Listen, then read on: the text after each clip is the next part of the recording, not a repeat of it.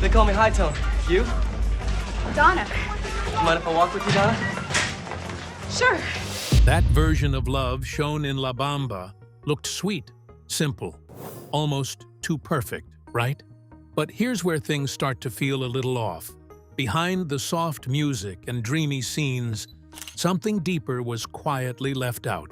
Ritchie Valens wasn't just living a fairy tale, and Donna Ludwig wasn't exactly the one-dimensional character the movie made her seem. So what really happened between both names? This isn't just about a breakup. Stick around, because the real story doesn't just challenge the movie, it might completely flip it. The La Bamba version, what the movie showed you about Donna. A close look at that 1987 film brings up an interesting question. What really makes a perfect girlfriend on screen? And how much of that image comes from real life versus careful polishing for audiences? Danielle von Zerneck stepped into the role of Donna Ludwig with a clear plan. Research came first. Old newspaper clippings, archived photos, and film footage shaped a picture of a teenage girl tied to a rising music star. Every detail helped build a version of Donna that felt believable, at least from a distance. An unusual choice stood out during preparation. No meeting with the real Donna before filming. That decision sounded risky, but also revealing. A meeting could influence performance in ways that might limit creative freedom. Without direct contact, imagination filled in gaps. A version of Donna took shape based on fragments, rather than full truth. Was that freedom helpful or misleading? That depends on perspective. Once filming ended and the premiere arrived, a real-life meeting finally happened. Donna Ludwig watched a version of personal history play out on screen, then shared a reaction that felt both validating and slightly surprising. The portrayal came close, according to that reaction. Close, but not exact. A small but important detail slipped out during that conversation. A hint of a wilder side. Something not fully captured in the film. That one comment changed the tone of everything. If a real person admits a more rebellious past, then what exactly made it onto the screen? A softened version, clearly shaped to fit a certain image. That image leaned heavily into innocence. The film introduced a high school setting, with young love blooming in hallways and classrooms. Ritchie Valens appeared as a teenager. Remembering a Central Coast man known to music fans around the world, Bob Morales, the older brother of La Bamba musician Ritchie Valens, died on Saturday at the age of 81. Balancing music dreams with everyday school life. Donna entered as the blonde classmate who quickly caught attention. Attraction seemed immediate, almost effortless. Conversations felt sweet and uncomplicated. Everything pointed toward a classic first love story. But was real life ever that simple? Another layer added tension. A father's disapproval became a major obstacle. The film framed this conflict around cultural differences, highlighting resistance to a relationship with a Mexican-American boy. That element brought drama, and drama keeps audiences engaged. A forbidden romance always pulls attention. But again, a question lingers. How much of that conflict matched reality, and how much served storytelling goals? The relationship faced challenges throughout the film, yet the connection remained strong. Every scene reinforced loyalty and affection. Donna appeared supportive, gentle, and deeply connected to Ritchie's journey. That consistency created a near-perfect image. No major flaws, no sharp edges, no unpredictable behavior, just a steady, loving presence. Real people rarely fit into such neat categories. So why present such a clean version? Hollywood often answers that question in a simple way. A clear, emotional story sells better. Complications get trimmed down. Rough edges get smoothed out. Audiences receive a version that feels comforting, even if accuracy takes a back seat. That pattern shows up strongly in this film, especially when looking at how the romance ends. One of the biggest changes came through the timeline of the relationship. Real life saw a breakup before tragedy struck. The film chose a different path. Instead of separation, the couple stayed together until the very end. That choice transformed the entire narrative. A breakup introduces complexity, and maybe even discomfort. A lasting romance, on the other hand, creates a powerful emotional arc. Which version leaves a stronger impression? The answer feels obvious. Music also played a key role in shaping perception. The song Donna became a symbol of love within the film, a heartfelt tribute presented as a direct expression of devotion. That moment added depth to the relationship, turning a teenage romance into something almost timeless. A promise of lasting love followed, with hopes of marriage mentioned as part of a shared future. Those elements built a fairy tale feeling. But again, reality tells a slightly different story. All these choices combined into a carefully constructed image. A perfect girlfriend, a devoted partner, a romance cut short at its peak. Every piece worked together to create emotional impact. Yet, beneath that polished surface, small truths hinted at something more layered. A wilder personality, a more complicated relationship, a reality that did not fully match the script. So what remains after looking at both sides? A film that captured emotion effectively, but not necessarily complete truth. A portrayal that felt real enough to connect, yet refined enough to fit expectations. And a lingering thought that often comes up with stories like this. How many other real lives have been reshaped into something simpler, something easier to watch?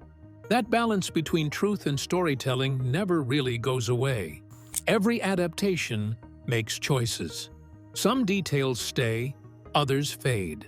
In this case, a teenage girl became an idealized figure, remembered more for a role in a love story than for a full, complex personality. A fascinating outcome, especially when a single offhand comment about being a little wilder begins to shift the entire perspective, almost like a hidden clue that had been sitting in plain sight all along. It makes everything feel incomplete, doesn't it? And just when curiosity starts to build, the real story begins to unfold. Stay glued till the very end, because who Donna Ludwig really was might surprise you. Who Donna Ludwig really was. Donna Ludwig came from a very different world compared to Ritchie Valens. Donna Ludwig grew up in comfort, surrounded by the kind of stability that money often brings. A father ran a Packard dealership in Beverly Hills, which meant a steady income, a respectable name, and a lifestyle that many people only imagined. Nice surroundings, good schools, and a sense of security shaped everyday life. Across town, Ritchie Valens lived under far more modest conditions, with a background that carried struggle rather than ease. That contrast was not some light, polished difference like movies often suggest. This was a real gap, the kind that quietly shapes how families think, how parents judge, and how relationships get tested. Donna Ludwig later reflected on younger years with surprising honesty. No attempt at polishing an image, no effort to sound like a perfect teenager. Donna Ludwig described a rebellious side, even calling personal behavior that of a troublemaker, a leader among a tight group of girls, always pushing limits, always testing rules. That detail changes the picture completely. Not some quiet, sheltered teenager waiting to be swept into romance, but someone bold, restless, and willing to go against expectations. A question naturally comes up. Would such a personality ever accept strict control without pushing back? Family reactions added another layer to everything. A mother showed warmth toward Ritchie Valens, which says a lot about character recognition beyond surface differences. A father, however, stood firmly against the relationship. That tension inside one household created a situation where approval and rejection existed side by side. Imagine living under one roof where one parent smiles at a name while another reacts with disapproval. How could such a situation ever feel simple? The first meeting between Donna Ludwig and Ritchie Valens carried a kind of spark that did not need exaggeration. A party in 1957, music in the background, a young musician playing guitar, and a connection forming almost instantly. Donna Ludwig, only 15 at the time, felt drawn in right away. Ritchie Valens, just a year older, shared that youthful energy. Both attended San Fernando High School, moving through the same hallways, yet living under completely different expectations outside school grounds. That contrast made everything more complicated from the very beginning. A relationship started quietly, almost carefully, as if both understood that openness would bring trouble. Hidden meetings became part of daily life. No grand declarations, no public displays, just small moments built on secrecy. That kind of beginning often raises another question. Does secrecy make feelings stronger, or does secrecy simply make everything more fragile?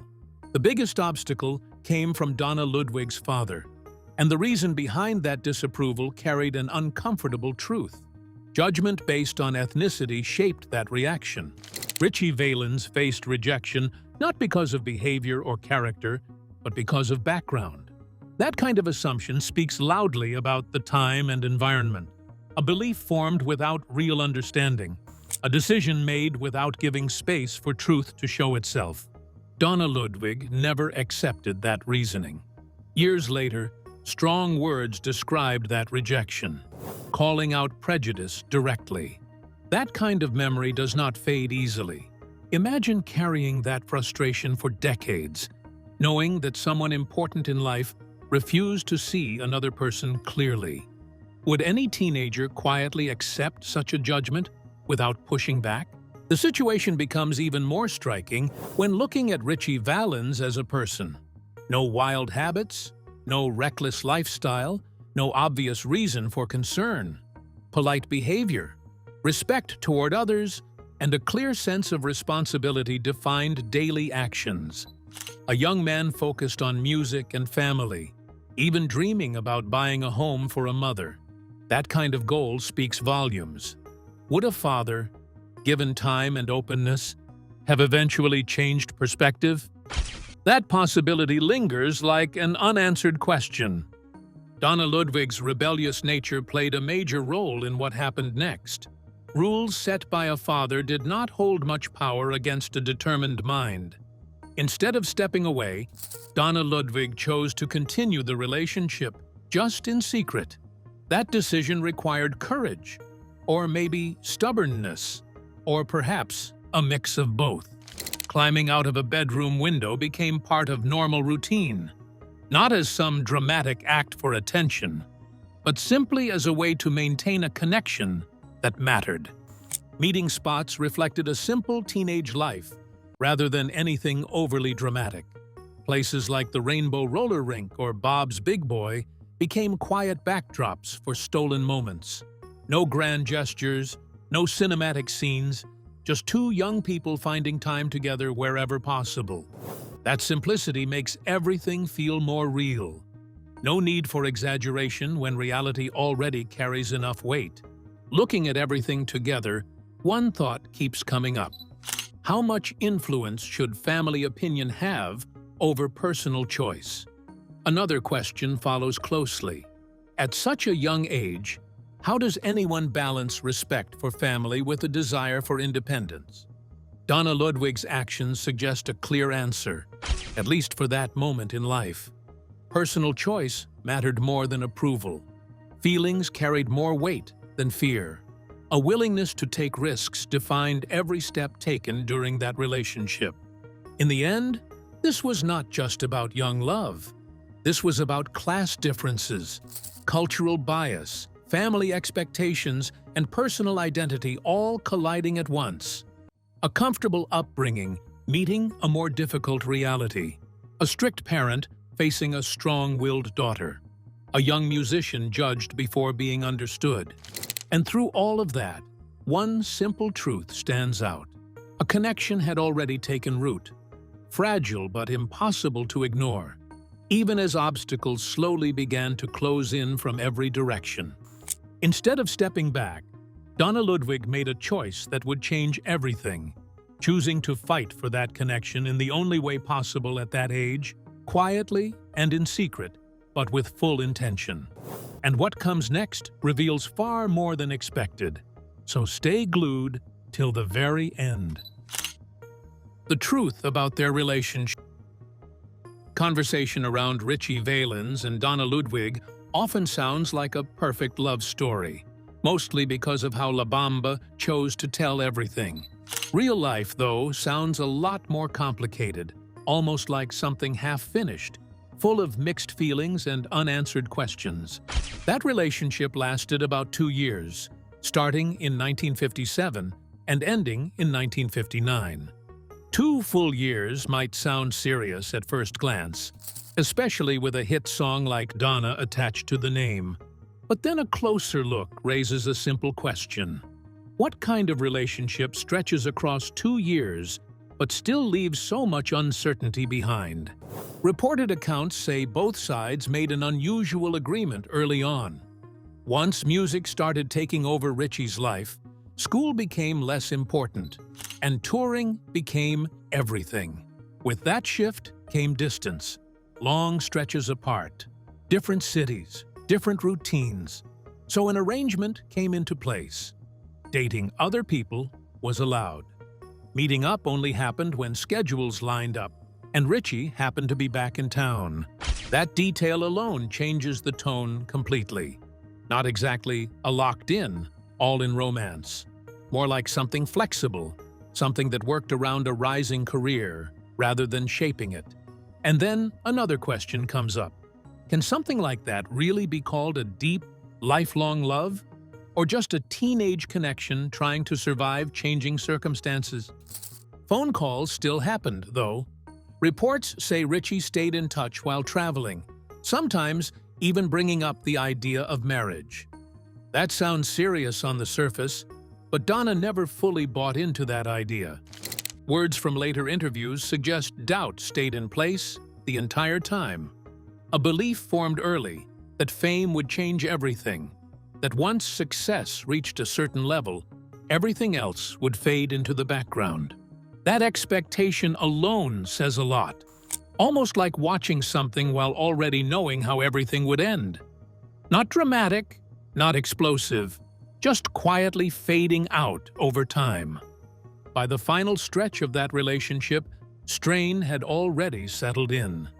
Touring kept increasing, popularity kept growing, time together kept shrinking. What started as young excitement slowly turned into distance and uncertainty. And then came another layer. That open arrangement started to feel less like a temporary solution and more like the actual reality. Donna later reflected on that period with a kind of honesty that cuts through years of romantic storytelling. Words suggested that even if Ritchie had been seeing someone else, no information would have reached Donna directly. That kind of statement carries weight. Not anger, not bitterness, just a quiet acknowledgement of how little clarity actually existed. Then comes the question that followed Donna for decades. Was Ritchie the love of a lifetime? A question that sounds simple but carries a lot of expectation, especially after a movie like Bamba shaped public perception so strongly. The answer given years later feels almost disarming in its honesty. At 15 years old, defining something as lifelong love did not even seem realistic. Feelings existed, yes. Care existed, yes. But love, in the grand, lasting sense people like to imagine, did not fully fit. Attention at that age focused more on family, on growing up, on everyday life. That perspective shifts everything again.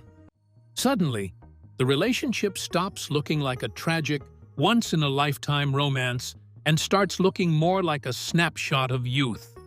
A connection that mattered in the moment, but never fully settled into something permanent.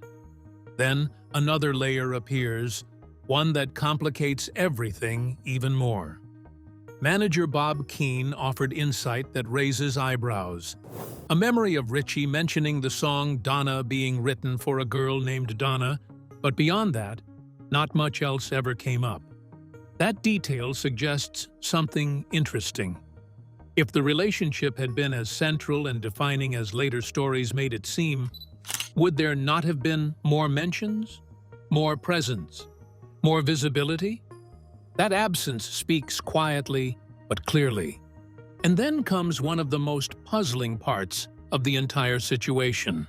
A woman named Diane Olson appeared at the funeral, making a bold claim about being engaged to Ritchie. That moment alone adds a completely different dimension. Engagement implies commitment, a future, something serious. Yet that claim never became widely confirmed or fully explained. Reports say Diane Olson even spent time living with Ritchie's sister for a while before eventually disappearing from the picture. That detail almost feels unreal, like a loose thread that never got tied up. No clear resolution, no final explanation, just another unanswered question sitting in the middle of an already complicated narrative. Looking at all of this together creates a very different picture from the one most people know. Instead of one clear, emotional love story, multiple overlapping connections start to appear. A teenage relationship shaped by distance. An open arrangement that blurred boundaries. A possible engagement that raised even more questions. And behind everything, a fast-rising career that changed priorities almost overnight. So what actually existed at the center of all this? A deep love story, or something more ordinary but still meaningful? A young artist navigating fame, relationships, and expectations all at once? Timing also plays a role here. That relationship with Donna lasted right up until the moment of tragedy during The Day the Music Died. Knowing that adds emotional weight, but also creates confusion. Being together at the time of death often gets interpreted as being inseparable, but the details suggest something far more nuanced. Distance had already created cracks. Understanding had already shifted. Expectations had already changed. That reality sits quietly beneath the more polished version that became popular later on. And maybe that contrast explains everything. Stories told later tend to smooth out rough edges, simplify complicated situations, and turn uncertainty into clear meaning. Real life rarely works that way. Real life leaves gaps, mixed signals, and moments that never fully make sense. Looking back at this relationship through that lens makes everything feel more human. Not perfect, not tragic in a cinematic way, just real. Two young people connected during an important moment in life, trying to figure things out, while everything kept changing around them. And that raises one last thought. If no movie had ever been made, if no song had ever become iconic, would this relationship still be seen as something legendary? Or would this simply be remembered as a brief, meaningful chapter in a much larger, unfinished life story? With this, we have come to the end of this video. Thanks for watching. If you enjoyed this video, do well to like, comment, and subscribe for more content. To enjoy more thrilling stories, click now on the following video that pops up on your screen.